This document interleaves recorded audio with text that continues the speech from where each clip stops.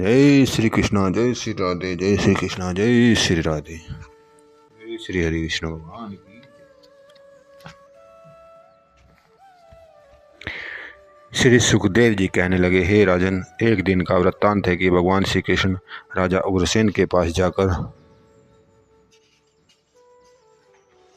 कहने लगे, हे महाराजा, सूर्य ग्रहण के समय कुरुक्षेत्र तीर्थ पर पर्व होगा जिसमें स्नान करने से शास्त्रकारों ने बड़ा भारी पुण्य लिखा है। सो इच्छा हो तो वहां चलकर स्नान किया जा सकता है। भगवान श्री कृष्ण की यह बात सुनकर महाराजा उग्रसेन ने कहा, हे कृष्ण, आपने बहुत श्रेष्ठ विचार प्रकट किए हैं, सो कुरुक्षेत्र तीर्थ में अवश्य स्नान करना चाहिए। श्री सुखदेव जी ने कहा, हे राजन, इसके बाद अनिरुद्ध को द्वारकापुरी की रक्षा के लिए छोड़ श्री बलराम कृष्ण सहित सब नगर निवासी ठाट बाट के सहित नाना प्रकार की सवारियों में बैठकर कुरुक्षेत्र तीर्थ की ओर चल दिए। इसके बाद वहां पहुंचकर सबने पर्व समय स्नान किया और याचकों को अन्न, भोजन, द्रव्य, वस्त्र, गो और रत्न आदि नाना प्रकार की वस्तुएं दान की। है राजन, उस समय आए हुए नंद आदि ब्रजवासी और युधिष्ठिर आदि हस्तिनापुर वासियों ने जब भगवान कृष्ण और सब द्वारकापुर वासियों का वहां आना सुना तो बड़े प्रसन्न हुए और इसके बाद प्रेम में मगन होते हुए सब उनसे मिलने के लिए उनके पास चले गए। तब भगवान सबसे प्रेम से मिले और सबका आनंद मंगल पूछा। सुखदेव जी ने कहा, हे राजन, कुछ समय भगवान कृष्ण और बलराम तथा सब द्वारकावासियों के सुख और प्रेम का वर्णन जीवा की शक्ति से बाहर की बात है। श्री सुखदेव जी कहने लगे, हे राजन, इस समय द्रौपदी भगवान श्री कृष्ण जी की रानियों के पास पहुंची। उस समय उन्होंने उनका बड़ा आदर सत्कार किया और तत्पश्चात उनके बैठने के लिए एक सुंदर दिव्य आसन दिया। हे राजन, उनकी सेवा शुश्रूषा से प्रसन्न होकर द्रौपदी कहने लगी, हे बहनों, भगवान श्री कृष्ण संसारेश्वर की धर्म पत्नियां होकर आप में लज्जाशीलता, दया, प्रेम और धर्म का होना एक स्वाभाविक बात है। हे पूज्य देवियों, जिनके दर्शनों के लिए बड़े बड़े योगी जन हजारों वर्ष तपस्या करते हैं और फिर भी उन्हें सहज में नहीं मिलते, वे ही पार ब्रह्म परमेश्वर के अवतार भगवान कृष्ण आपके पास रहकर धर्मोपदेश देते रहते हैं। अतएव हे देवियों, आपने स्त्री रूप धारण कर संसार में अपना जन्म सफल कर लिया है।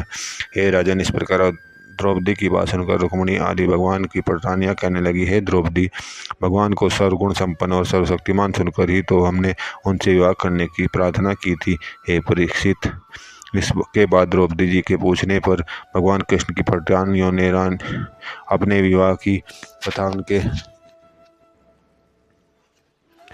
सामने सम्यक प्रकार से वर्णन की, जिन्हें सुनकर द्रौपदी जी आनंद में मग्न हो गई। श्री सुखदेव जी कहने लगे, हे राजन, एक दिन वसुदेव जी ने सब ऋषिश्वर और मुनीश्वरों को बुलाकर कहा, हे मुनीश्वरों, मेरी इच्छा यज्ञ करने की है, सो कृपा कर आप लोग उसे विधि विधान से संपन्न कराकर मेरी इच्छा पूर्ण करें। वसुदेव जी की आवाज़ सुनकर नारद, व्यास, भारद्वाज, गौतम, कर्णाद और वशिष्ठ आदि ऋषियों ने बहुत अच्छा कहकर यज्ञ का काम वेद शास्त्रानुकाल आरंभ कर दिया। इतनी कथा सुनाकर सुखदेव जी कहने लगे, हे राजन, जब यज्ञ का कार्य विधि विधान से संपूर्ण हो गया तो यज्ञ पुरुष भगवान ने अपने चतुर्भुजी रूप से प्रकट होकर सब उपस्थित सज्जनों को दर्शन दिया। तब सब ने खड़े होकर उनको दंडवत प्रणाम किया और उनके अनेक प्रकार की स्तुति करते हुए कहा, हे जगदीश्वर, आपने हमें अपने दर्शन देकर जिस प्रकार कृतार्थ किया है, उसी प्रकार हमें अपनी नवदा भक्ति का वरदान देने की कृपा कीजिए।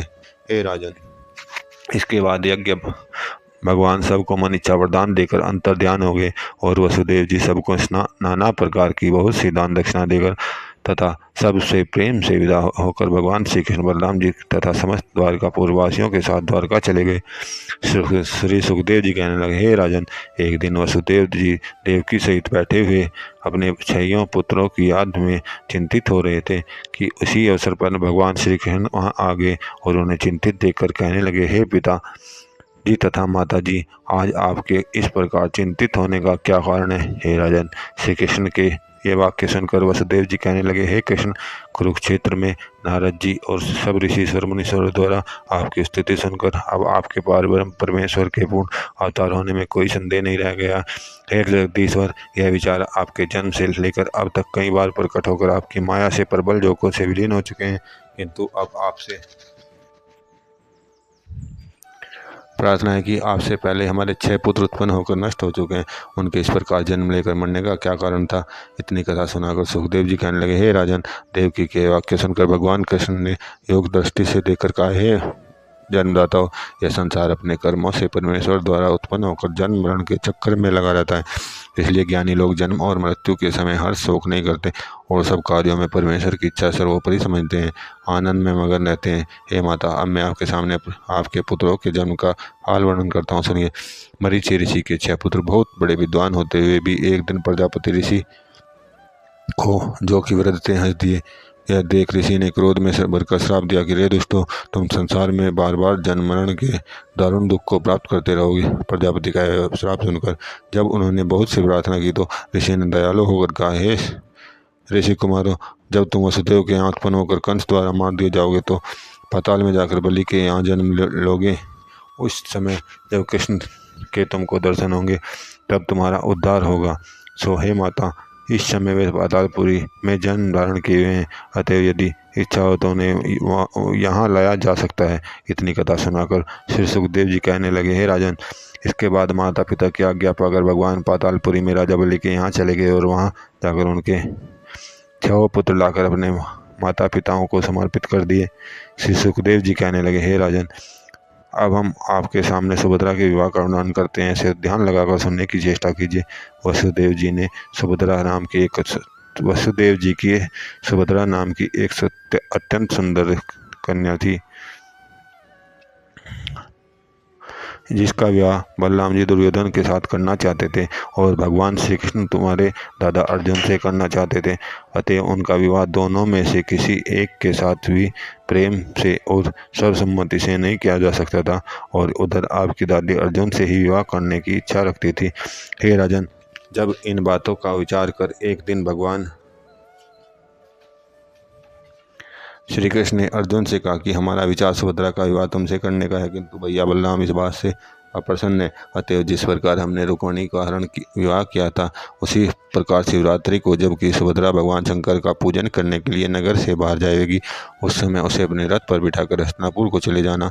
इसके बाद जैसा उचित होगा किया जाएगा। हे राजन, भगवान की आज्ञा सुनकर अर्जुन शिवरात्रि को रथ लेकर द्वारका में आए और जिस समय शिव जी की पूजा कर सुभद्रा मंदिर से बाहर निकली, उसी समय उसको रथ में बिठाकर हस्तिनापुर ले गए। हे राजन, यह देखिए, यद्यपि बलराम जी और यदुवंशियों ने अर्जुन को मार्ग में रोककर युद्ध करना चाहा, किंतु भगवान कृष्ण ने सबको समझाकर शांत कर दिया और इसके बाद बहुत सा दान द्रव्य हस्तिनापुर भिजवाकर वेद विधि विधान से सुभद्रा का विवाह अर्जुन से करा दिया। इतनी कथा सुनने के पश्चात महाराजा परीक्षित श्री सुखदेव जी से कहने लगे, हे मुनिराज, वेद भगवान से उत्पन्न होकर उनकी किस प्रकार स्तुति करते हैं, कृपा इसका वर्णन कीजिए। श्री सुखदेव जी कहने लगे, हे राजन, जिस समय 14 भुवन और सब ब्रह्मांड केवल जल रूप हो जाते हैं, तब परब्रह्म परमेश्वर जगतकर्ता एक निराकार रूप अवशेष रह जाते हैं। इसके बाद जब उन्हें सृष्टि पैदा करने की इच्छा होती है तो वे अपने साकार चतुर्भुजी रूप में बदलकर शेष शैया पर शयन करने लग जाते हैं। उस समय उनके श्वासों से चारों वेद उत्पन्न होकर इस प्रकार स्तुति करते हैं कि हे जगदीश्वर, आप पारब्रह्म परमेश्वर संसार के उत्पन्न करने वाले हैं और सत्य रज तम इन तीनों गुणों वाली आपकी माया का भेद पाना प्राणी मात्र की शक्ति से बाहर की बात है। हे संसारेश्वर, आपकी सेवा पूजा करने वाला अर्थ धर्म काम मोक्ष चारों पदार्थों को सहज ही में प्राप्त कर लेता है और समस्त संसार आप ही से प्रकट और प्रकाशित होकर आप ही में लीन हो जाता है। इतनी कथा सुनाकर श्री सुखदेव जी कहने लगे, हे राजन, अब हम आपके सामने भस्मासुर दैत्य जिसने भगवान शंकर से वरदान प्राप्त किया था, उसकी कथा सुनाते हैं, उसे ध्यान लगाकर सुनो। हे राजन, भगवान शंकर अत्यंत दयालु हैं। वे भक्तों के छोटे छोटे अपराधों पर दृष्टि नहीं डालते, किंतु कई बार दुष्ट लोग उनसे अयोग्य लाभ भी प्राप्त कर लेते हैं और यदि विष्णु भगवान समय पर उन दुष्टों को दंड न दें तो वे संसार के लिए एक महान विपत्ति रूप बन जाते हैं। हे राजन, अयोग्य लाभ प्राप्त करने वाले दुष्टों से मैं भस्मापुर जिसकी हम कथा सुनाने लगे हैं यह भी था। एक समय भस्मासुर नामक दानव ने भगवान शंकर का ऐसा कठोर तप किया कि भोलेनाथ शंकर 8 दिन में प्रसन्न होकर वरदान देने के लिए प्रकट हो गए और बोले, हे भक्त, मैं तुम पर अत्यंत प्रसन्न हूँ, इसलिए जो इच्छा हो वर मांग लो। भगवान के वाक्य सुनकर भस्मासुर बोला, हे भगवान, जिसके सिर पर मैं हाथ रख दूं वही भस्म हो जाए, यह वरदान देने की कृपा कीजिए। हे राजन, भक्तों के वश में होने वाले भगवान शंकर ने बिना परिणाम विचार कर दुष्ट को एवं वस्तु ऐसा ही होगा कहकर वरदान दे दिया। हे राजन, इस वरदान को प्राप्त होते ही भस्मासुर ने सोचा कि इसकी परीक्षा सबसे पहले भगवान शंकर पर ही करनी चाहिए। हे महिपाल, उस दुष्ट कैसे विचार देखकर भगवान शंकर ने विचारा, यह तेरा वक्त है, इसलिए इसे मारना तो उचित नहीं है। तो यहाँ से विष्णु भगवान के पास चल देना चाहिए, क्योंकि इसका उपाय और किसी के समझ में आना कठिन ही नहीं बल्कि असंभव है। हे राजन, ऐसा विचार कर भगवान शंकर विष्णु लोक की ओर दौड़ चले और उनसे वरदान प्राप्त करने पर वह भी पराक्रमी दानव उनके पीछे हो लिया। जब भगवान विष्णु अंतर्यामी ने शिव जी को इस प्रकार भक्त से भयभीत होकर भागते देखा तो उन्होंने उसी समय ब्राह्मण के रूप में उपस्थित होकर भस्मासुर से कहा, दैत्य, आज इस प्रकार आपके भागने का क्या कारण है? दैत्य ने आदि से अंत तक सारा किस्सा क्या सुना दिया। इसकी बात सुनकर भगवान कहने लगे, हे दैत्य, मैंने देख लिया कि भगवान शंकर ही भोले नहीं हैं, उनके तमाम भक्त भी भोले ही हुआ करते हैं और इसलिए असत्य बात पर ही शीघ्र विश्वास कर लेते हैं। हे दैत्य, क्या कभी कोई भी मनुष्य जिसको परमेश्वर ने बुद्धि दी है विचार कर सकता है कि कहीं सर पर हाथ रखने से पर भी कोई भस्म हो सकता है? अतः यह बात बिल्कुल असंभव है और बुद्धि से बाहर है, और इसका प्रमाण आपको स्वयं अपने सिर पर हाथ रख के मिल सकता है। इतनी कथा सुनकर श्री सुखदेव जी कहने लगे, हे राजन, भगवान की बात सुनकर उनकी माया के चक्कर में पड़कर भस्मासुर ने जो ही अपना हाथ अपने सिर पर रखा तो ही भस्म होकर राख का ढेर हो गया। तब भगवान अपना चतुर्भुजी रूप धारण कर शिव जी को कहने लगे, हे दयाल शंकर, दुष्टों पर इतनी दया करके कृपा कर ऐसा वरदान मत दिया करो। हे राजन, इसके बाद भगवान शंकर तो विष्णु भगवान की स्तुति करते हुए कैलाश पर्वत पर चले गए और वैकुंठनाथ वैकुंठ को पधार गए। श्री सुखदेव जी कहने लगे, हे राजन, एक समय सरस्वती नदी के किनारे सब ऋषि मुनि बैठे परस्पर वार्ता कर रहे थे कि ब्रह्मा विष्णु महेश इन तीनों में कौन बड़ा और कौन किस प्रकृति का है। तब भृगु जी ने कहा कि यदि आप मुझे आज्ञा दें तो मैं इसका निर्णय करके आपको सुना सकता हूँ।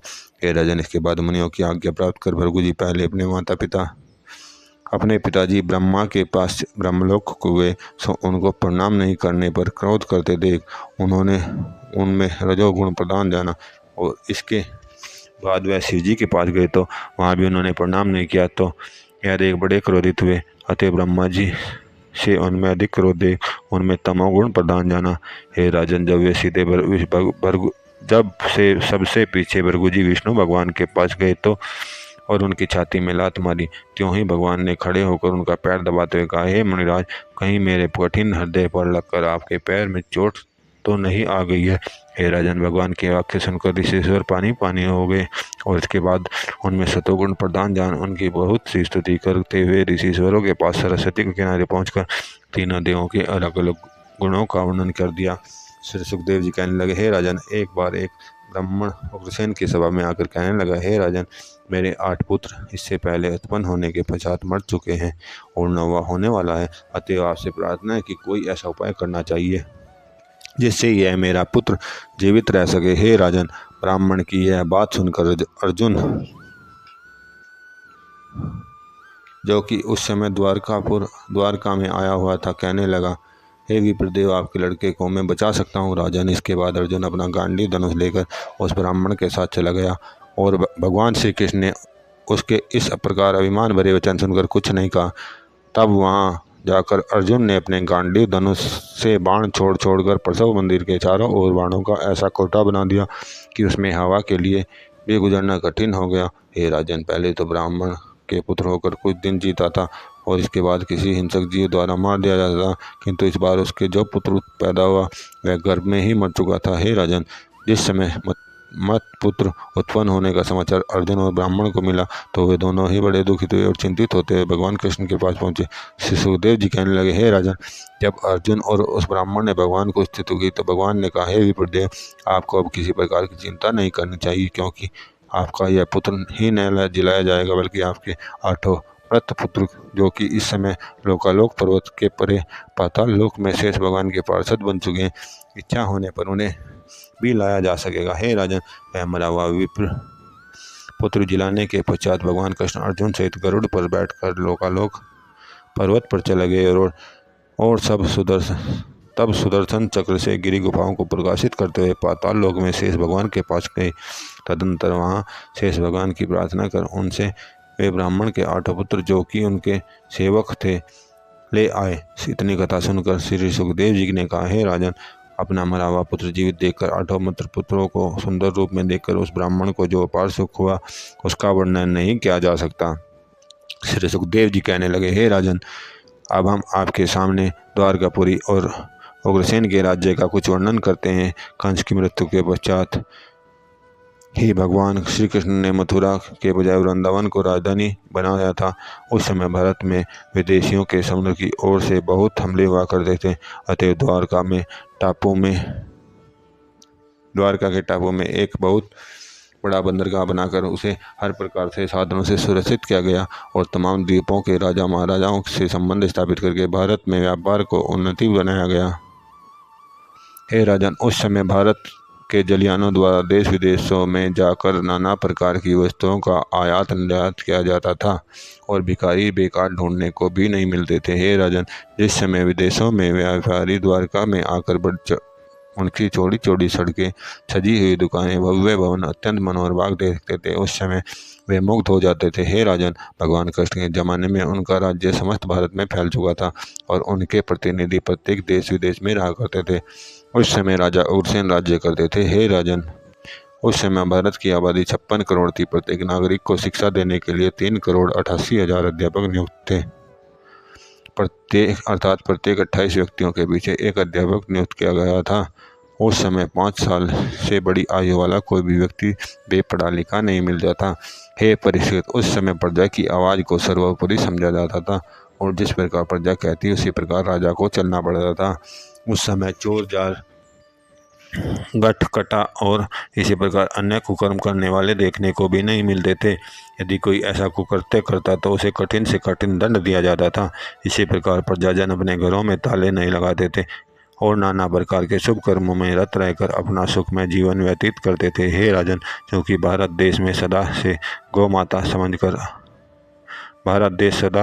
गौ को माता समझकर उसकी सेवा पूजा करता आया है, इसलिए भगवान कृष्ण ने भी उस समय गोवंश की सेवा करते हुए यह नियम बना दिया था कि जो गोवंश की सेवा नहीं करेगा, गोचर भूमि को सुरक्षित नहीं रखेगा एवं गोबर को जलावेगा, उसको कठोर दंड दिया जाएगा। हे परीक्षित, उपरोक्त नियमों का हम अब तक पालन करते हुए आ रहे हैं तथा गोपाष्टमी को गो की विधि विधान से पूजा करके उसके वंश को बढ़ाने की प्रतिज्ञा करते हैं। गौओं को चरने के लिए बड़े बड़े और घास वाली भूमि छोड़ रखी है तथा दिवाली से दूसरे दिन गोबर को परमेश्वर का रूप बनाकर उसे पूजते हैं और फिर उस पर बछड़े को फिरा कर भूमि पर डाल देते हैं। इसका मतलब यह है कि हम गोबर को परमेश्वर का रूप मान उसे कभी नहीं जलाएंगे, वरन भूमि में बिछाकर उस पर हल चलाएंगे और उससे अन्न भगवान का उत्पन्न करेंगे। हे राजन, इन कारणों से दूध, दही, घी और नदियाँ बहती थी और अन्न तो इतना अधिक होता था कि इसे विदेशों में भेजना पड़ता था। अतः न कोई भूखा रहता था और न किसी को कोई रोग होता था, क्यों ना उस समय भारतवंशी संसार में सर्वश्रेष्ठ प्राणी कहलाते थे और इसलिए यह लोकोक्ति प्रसिद्ध है कि भारत में जन्म लेने के लिए देवता भी लालायत रहा करते हैं। इतनी कथा सुनाकर सुखदेव जी कहने लगे, हे राजन, इस प्रकार अपनी प्रजा को आनंदित देखकर भगवान कृष्ण भी आनंदित होते हुए देश में विचरते रहते थे और धर्म उपदेश देते हुए उनके प्रत्येक कष्ट को दूर करते थे। हे राजन, हमने भगवान कृष्ण के चरित्र को संक्षेप में आपके सामने सुनाया। सो जो कोई इस नर नारी इस दशम स्कंद के सच्चे मन से कहेंगे अथवा सुनेंगे, वे परमेश्वर की कृपा से समस्त संसारी सुखों को प्राप्त करके अंत में मुक्ति फल को प्राप्त करेंगे। बोल सच्चिदानंद भगवान श्री कृष्ण की जय। 11वां स्कंद, पहला अध्याय। श्री सुखदेव जी कहने लगे, हे राजन, महाभारत करने के पश्चात भगवान श्री कृष्ण मन में विचार करने लगे कि यद्यपि उस घोर संग्राम में पृथ्वी का बहुत सा भार हल्का हो चुका है, किंतु अब तक प्रबल युद्धवंशी शेष हैं, तब तक पूर्ण रूप से पृथ्वी को भार रहित नहीं कहा जा सकता। अतएव सोम ने मारकर ऋषिश्वरों के हिसाब से प्रबल युद्धवंशों को नष्ट करवाकर पृथ्वी का समस्त भार उतार देना चाहिए और इसके बाद हमें भी गोलोक गमन करना चाहिए। हे राजन, भगवान के चित्त में विचार आते ही उन्होंने यदुवंशियों को कहा कि हे श्रेष्ठ वीरों, अब तुम्हें पिंडारक तीर्थ पर जाकर अपने और अपने पितरों के पाप को नष्ट करने का प्रयत्न करना चाहिए। हे राजन, भगवान के वाक्य सुनकर सब यदुवंशी श्रेष्ठ वीर पिंडारक तीर्थ में गए और वहां जाकर यज्ञ, दान आदि शुभ कार्य करने लगे। एक दिन का वृत्तांत है कि विश्वामित्र, भारद्वाज, गौतम, कणोद, अंगिरा, कश्यप, गर्ग, कामदेव, भृगु, अत्रि, वशिष्ठ आदि ऋषिश्वर बैठे हुए जप कर रहे थे। उनको देखकर यदुवंश से नई विवाद चल पड़ा कि ऋषि मुनि भविष्य ज्ञाता होते हैं या नहीं। कोई उन्हें भविष्य वक्ता बतला रहा था तो कोई वर्तमान में के ही ज्ञाता कह रहा था। अंत में निर्णय हुआ कि एक लड़के को स्त्री बनाकर किसी वस्तु को लपेटकर उसका पेट बड़ा बना दिया जाए और उसके बाद उसे ऋषिश्वरों के पास ले जाकर यह प्रश्न किया जाए कि इसका लड़का होगा अथवा लड़की। यदि इस प्रश्न के उत्तर में वे लड़का अथवा लड़की बतलाएं तो वर्तमान वक्ता और उसकी हमारी हंसी का पोल खोल दें तो उन्हें भविष्य वक्ता कहना चाहिए। हे राजन, ऐसा मन में विचार कर उन्होंने भगवान श्री कृष्ण के पुत्र सांब को स्त्रियों जैसे वस्त्र पहना, उसके पेट पर कुछ कपड़ा आदि लपेट उसका गर्भवती जैसा रूप बना दिया। तत्पश्चात वे उन ऋषिश्वरों के पास ले गए और हाथ जोड़कर बोले, हे मुनीश्वरों, यह गर्भवती स्त्री जानना चाहती कि मेरा लड़का हो गया है लड़की। हे राजन, इस प्रकार प्रश्न पूछे जाने के पश्चात जब ऋषिश्वर ने योग द्वारा यह जान लिया कि यदुवंशी कुमार तुम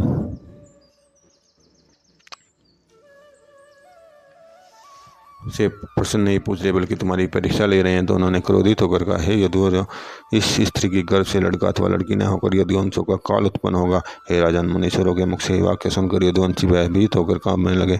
इसके बाद जो उन्होंने शाम के पेट को खोला त्यों ही उसमें मूसलाधार वस्तु देखकर मुनीश्वरों का साफ सच्चा जानकर वे चिंतित होते हुए द्वारकापुरी की ओर चले गए।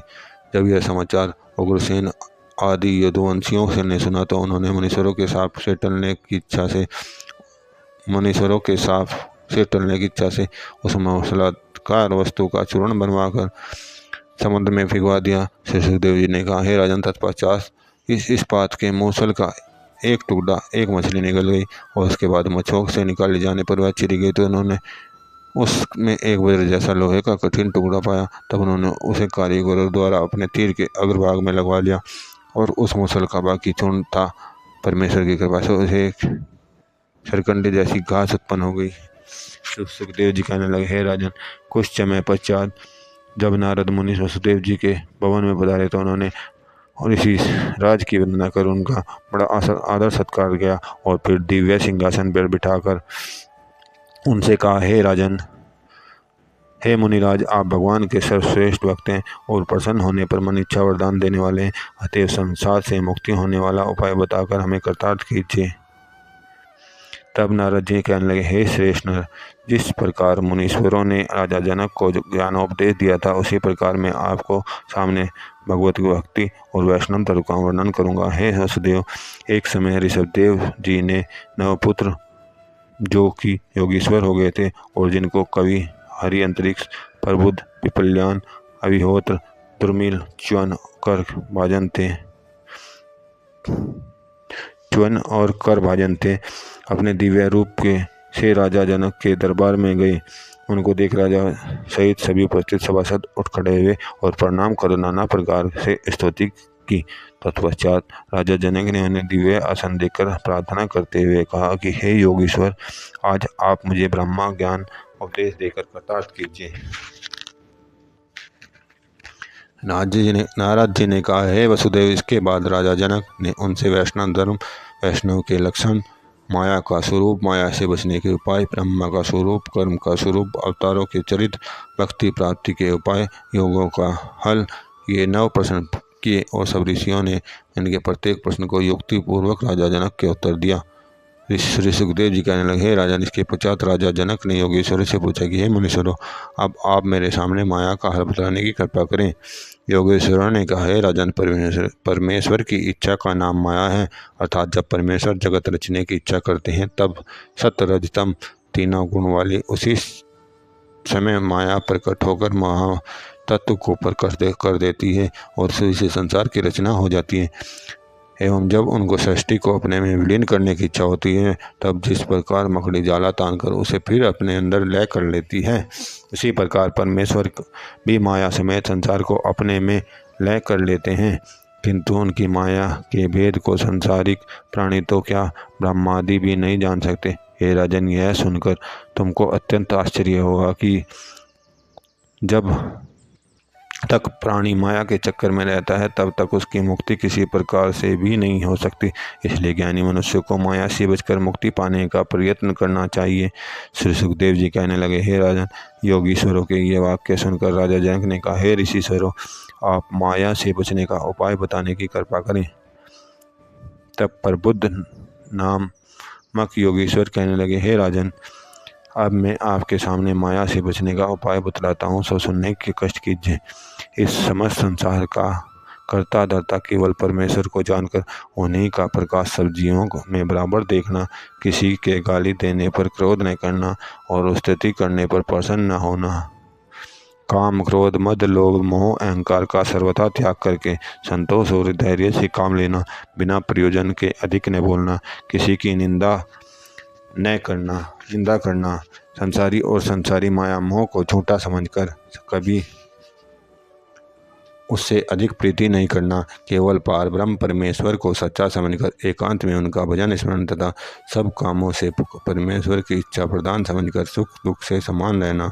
हे राजन, इस प्रकार आचरण करने वाला प्राणी अवश्य माया से रहित होकर परमेश्वर की कृपा से मुक्त हो जाता है।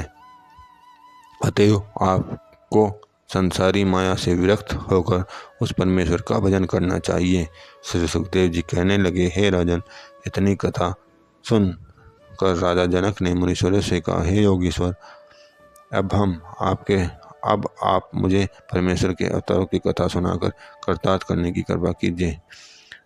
तब दुर्मिल नामक योगीश्वर ने कहा, हे राजन, यद्यपि पृथ्वी आकाश वायु सूर्य चंद्रमा 14 भुवनों और समस्त संसार के चराचर जीवों को उसी परमेश्वर के अवतार समझकर उस सब में उन्हीं का प्रकाश समझना चाहिए। हे राजन, वर्षा की बूंदें और बालों की रेणुका तथा आकाश के तारे गिने जा सकते हैं, परंतु भगवान के अवतारों का गिना जाना असंभव है और उन्हीं के विराट स्वरूप में समस्त संसार समाया हुआ है। किंतु फिर भी उनके मुख्य अवतारों का आपके सामने वर्णन किया जाएगा। पहला अवतार नर नारायण का लेकर वे संसार को तप कर उपदेश देने के लिए बद्री केदार में बैठकर तपस्या करते हैं। दूसरा, संत कुमारों को ज्ञान देने के लिए हंसावतार धारण किया। इसके बाद है ग्रीव का अवतार धारण कर मधुकैटभ का वध किया। मत्स्य अवतार में राजा सत्यव्रत को ज्ञान सिखलाया। कश्यप अवतार धारण कर अमृत मंथन कराया। मोहिनी अवतार धारण कर देवों को अमृत पिलाया। वराह अवतार धारण कर पृथ्वी को अपने दांतों पर स्थित किया। वामन अवतार धारण कर राजा बलि से 3 पग पृथ्वी दान लेकर इंद्र को छुड़ाया। कपिल देव का अवतार धारण कर देवती को साख्य शास्त्र पढ़ाया। परशुराम अवतार धारण कर सहस्त्रबाहु आदि अधर्मी क्षत्रियों का नाश किया। रामचंद्र जी का अवतार धारण कर रावण आदि दैत्यों को संहार कर विभीषण भक्त को राज्य दिया। नरसिंह अवतार धारण कर प्रहलाद भक्त की रक्षा की। कृष्ण अवतार धारण कर कंस आदि अधर्मियों का नाश किया। वेद व्यास जी का अवतार धारण कर वेदों को 4 विभाग किए और 18 पुराण तथा महाभारत बनाया। हे राजन, इसी प्रकार बौद्ध अवतार धारण कर अहिंसा का प्रचार करेंगे और कल की अवतार से सत्य धर्म को फिर से स्थापित करेंगे। इतनी कथा सुनकर राजा जनक ने पूछा, हे योगीश्वरों, अब आप योगानुसार भगवान के अवतारों का हाल कहने की कृपा करें। तब करभाजन नामक योगीश्वर ने कहा, हे राजन, सतयुग में परमेश्वर का अवतार चतुर्मुखी श्वेत रंग का हुआ करता है, क्योंकि सतयुग में सब प्राणी धर्मात्मा सच्चे और भारी भक्त होते हैं। उस समय धर्म के चारों पैर दृढ़ हैं। त्रेता युग में परमेश्वर का अवतार अग्नि की तरह लाल रंग का हुआ करता है और ब्रह्मचारी वेश में रहते हैं। तब धर्म का एक पैर टूट जाता है। द्वापर युग में भगवान का अवतार नीलम मणि समान चमकदार होता है। उस समय धर्म के 2 पैर टूट जाते हैं तथा कलयुग में भगवान का अवतार अति दीप्तिमान श्याम रंग का हुआ करता है। उस समय धर्म का केवल एक पैर शेष रहता है। हे राजन, परमेश्वर सदा अपने भक्तों के कष्ट करने के लिए पृथ्वी का भार उतारने के लिए अवतार धारण किया करते हैं। इतनी कथा सुनकर नारद जी वसुदेव जी से कहने लगे, हे यदुनाथ, इस प्रकार राजा जनक को योगेश्वरों ने जो ज्ञान सिखाया था वही ज्ञान आपको संक्षेप में सुना दिया है। सो आप इस ज्ञान मार्ग पर चलकर भगवान कृष्ण को परब्रह्म परमेश्वर का अवतार समझ कर उनसे ध्यान करते रहोगे तो आप अवश्य संसारी बंधनों से छूटकर मुक्त हो जाओगे। श्री सुखदेव जी कहने लगे, हे राजन, इस प्रकार वसुदेव जी को ज्ञान देकर नारद जी ब्रह्मलोक को चले गए। श्री सुखदेव जी कहने लगे, हे राजन, एक दिन भगवान कृष्ण जबकि सुधार्मिक सभा के विराजमान भगवान कृष्ण जब सुधार्मिक सभा में विराजमान थे उस समय भगवान शंकर ब्रह्मा वरुण कुबेर दक्ष इंद्र और विद्याधर आदि समस्त देवता व ऋषिश्वर मुनीश्वर उनके दर्शन करने के लिए अपने अपने विमानों द्वारा वहां आए और आकर प्रार्थना करने लगे कि हे अंतर्यामी, आपने हमारी प्रार्थना से सगुण अवतार धारण करके पृथ्वी का बहुत सा भार हटाकर 125 वर्ष तक अपने भक्तों को नाना प्रकार के सुख दिए हैं। सो अब महाबली व यदुवंशियों को दुर्वासा ऋषि के हिसाब से शीघ्र सुर पर भिजवाकर आप भी गोलोक पधारने की कृपा करें। श्री सुखदेव जी कहने लगे, हे राजन, ब्रह्मा जी की इस प्रकार स्तुति सुन कर भगवान श्री कृष्ण कहने लगे, हे ब्रह्मा, आप कुछ दिन धैर्य करें, मैं शीघ्र ही यदुवंशियों के भार से पृथ्वी को रहित करके गोलोक में आप लोगों को दर्शन दूंगा। हे राजन, भगवान के वाक्य सुनकर ब्रह्मादि देवता उनको बार बार प्रणाम करते हुए गोलोक को चले गए, अपने अपने लोकों को चले गए। जब एक दिन भगवान कृष्ण राजा उग्रसेन से कहने लगे, हे राजन, जब से ऋषिश्वरों ने यदुवंशियों को शाप दिया है तब से द्वारका में नाना प्रकार के अपशकुन दिखाई दे रहे हैं। सो प्रभात क्षेत्र में चलकर आप लोगों को स्नान कर दान पुण्य करना चाहिए, क्योंकि वहाँ स्नान और दान पुण्य करने से प्राणियों के सब पाप नष्ट हो जाते हैं। हे परीक्षित, जिस समय भगवान कृष्ण सब यदुवंशियों के साथ प्रभात क्षेत्र में तीर्थ में जाने की तैयारी करने लगे तो समाचार सुनकर उद्धव भक्त भगवान के सम्मुख आए और हाथ जोड़कर कहने लगे, हे जगदीश्वर, मुझे भी अपने साथ प्रभात क्षेत्र में ले चलने की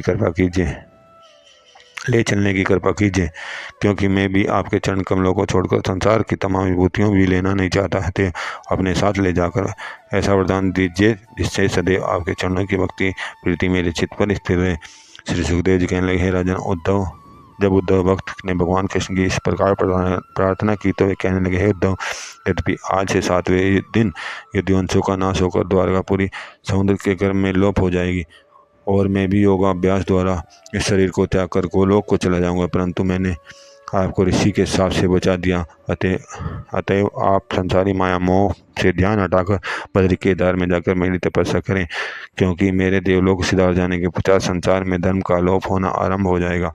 हे राजन, भगवान के ये वाक्य सुनकर उद्धव ने कहा, हे दीननाथ, यदि आपकी यही इच्छा है तो मुझे संसार से विरक्त होने का उपाय बतलाकर ज्ञान शिक्षा दीजिए। तब भगवान ने कहा, हे तात, मोक्ष की इच्छा रखने वाले को जिस ज्ञान की आवश्यकता हुआ करती है वही ज्ञान मैं आपको बतला रहा हूँ, सो ध्यान से सुनो। हे उद्धव, संसार और इसमें होने वाले समस्त व्यवहार को मिथ्या समझकर केवल मुझ में ध्यान लगाना चाहिए।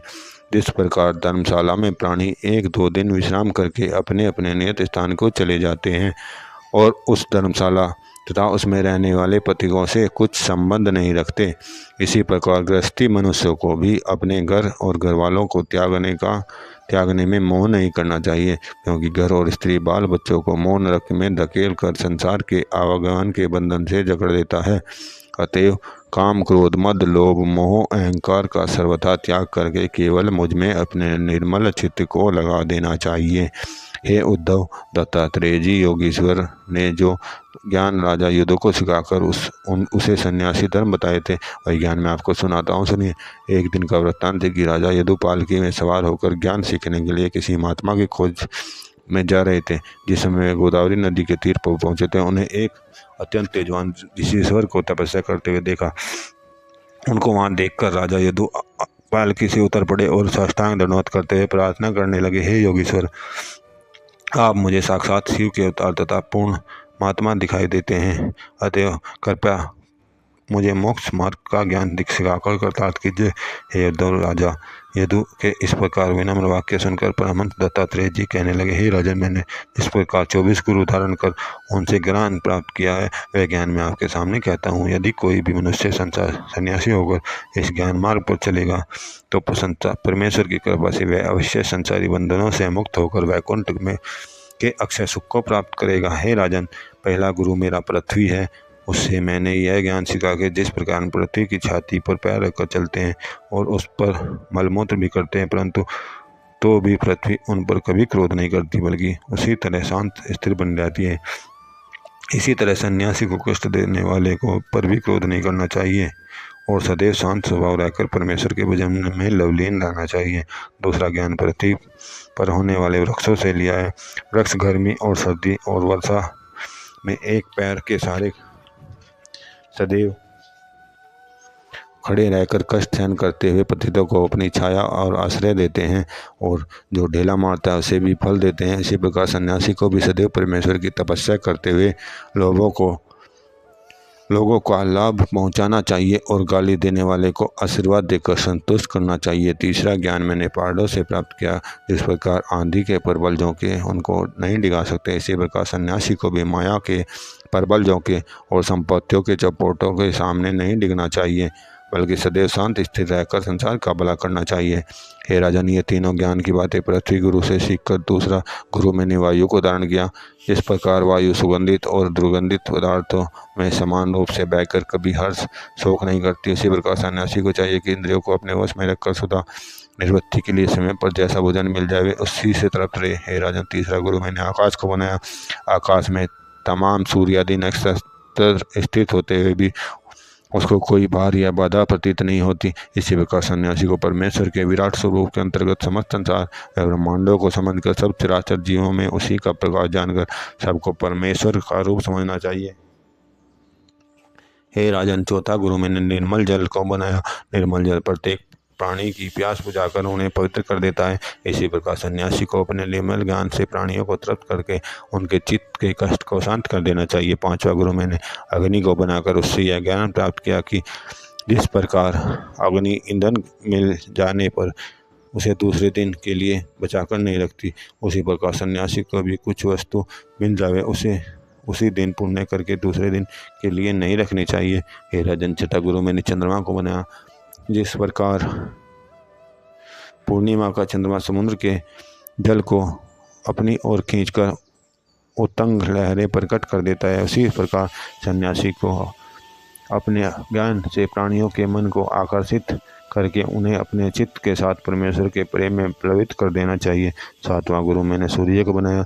जिस प्रकार सूर्य का प्रकाश सब पदार्थों और भरे हुए घंटों के समान रूप से पड़ता है और उनके नष्ट होने पर सूर्य को कोई दुख नहीं होता, उसी प्रकार सन्यासी को सब परमेश्वर का भी प्रकाश सब चराचर जीवों में देखकर प्राणियों के नष्ट होने पर भी उस जगदीश्वर में कोई विकार नहीं समझना चाहिए। हे राजन, आठवां गुरु मैंने कपोत को बनाया। बच्चों के जाल में फंस जाने पर कपोत भी जाल में फंस जाता है और बिल्ली के मुख आने पर उससे अदृश्य होने के लिए उड़ता नहीं बल्कि आंखें बंद कर लेता है।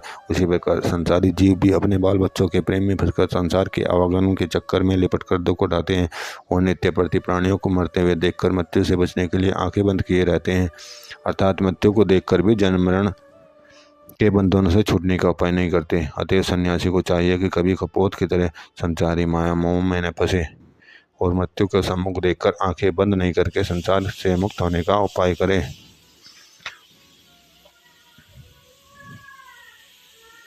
हे राजन, नौवा गुरु मैंने अजदहा सर्प। जिस प्रकार अजदहा सर्प एक जगह पड़ा रहता है और खाने से कोई चिंता नहीं करता, उसी प्रकार सन्यासी को भोजन के लिए कोई चिंता नहीं करनी चाहिए। भगवत कृपा से जो कुछ मिल जावे उसी में संतुष्ट रहना चाहिए और न मिलने पर उपवास कर मगन रहना चाहिए। 10वां गुरु मैंने समुद्र को बनाया। जिस प्रकार समुद्र में लाखों लाखों बड़ी नदियाँ आने पर भी न तो उलझ कर चलता है और गर्मियों में नदियों को सूख जाने पर भी न सूखता है, इसी प्रकार सन्यासी को अधिक मान प्राप्त होने पर न तो प्रसन्न होकर फूलना चाहिए और न अपमान होने पर ही दुखित होकर सूखना चाहिए। अर्थात सन्यासी को सुख दुख और अपमान में सदैव समान रहना चाहिए। 11वां गुरु मैंने पतंग को बनाया। जिस प्रकार पतंग दीपक को देखकर उस पर मोहित हो प्राण दे देता है, इसी प्रकार संसारी जी स्त्री पुरुष पुत्र द्रव्य और अन्य संसारी वैभवों को देखकर उन पर प्राण तक निछावर कर देते हैं। अतएव सन्यासी को बोलकर कभी स्त्री और संसारी माया में प्रेम में नहीं करना चाहिए। 12वां गुरु मैंने शहद की मक्खियों को बनाया। जिस प्रकार शहद की मक्खी बड़े परिश्रम से शहद इकट्ठा करती हैं परंतु फिर भी उसे खाने नहीं पाते, अतएव सन्यासी को चाहिए कि वह कभी किसी वस्तु को संग्रह न करे। 13वां गुरु मैंने हाथी को बनाया। जिस प्रकार वन में हाथियों की मदद की से ही पकड़ा जाता है, इसी प्रकार प्राणी भी अपने कुटुंब के मोहबास में बंधकर आवागमन के चक्कर में आता है। अतः सन्यासी को सदैव मायावी मनुष्यों के दूर रहकर परमेश्वर का भजन करना चाहिए। 14वां गुरु मैंने मधुआ को बनाया। जिस प्रकार परिश्रम से इकट्ठा किया हुआ मधुमक्खियों का शहद मधुआ थोड़ी देर में छीन ले जाता है, उसी प्रकार लोगों द्वारा संचित किया हुआ द्रव्य दुष्ट जन थोड़ी देर में छीन ले जाते हैं। अतः दुष्टों से बचने के लिए सन्यासी को कभी द्रव्य का संचय नहीं करना चाहिए।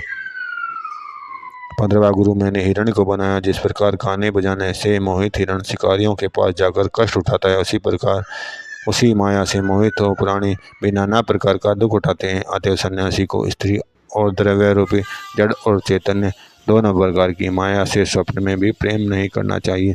16वां गुरु मैंने मछली को बनाया। जिस प्रकार जिह्वा से स्वाद में के लोभ में आकर मछली कांटे को निगल कर मर जाती है, उसी प्रकार प्राणी की इंद्रियों के सुख के लिए अनेक प्रकार की विपत्तियां झेलते हैं।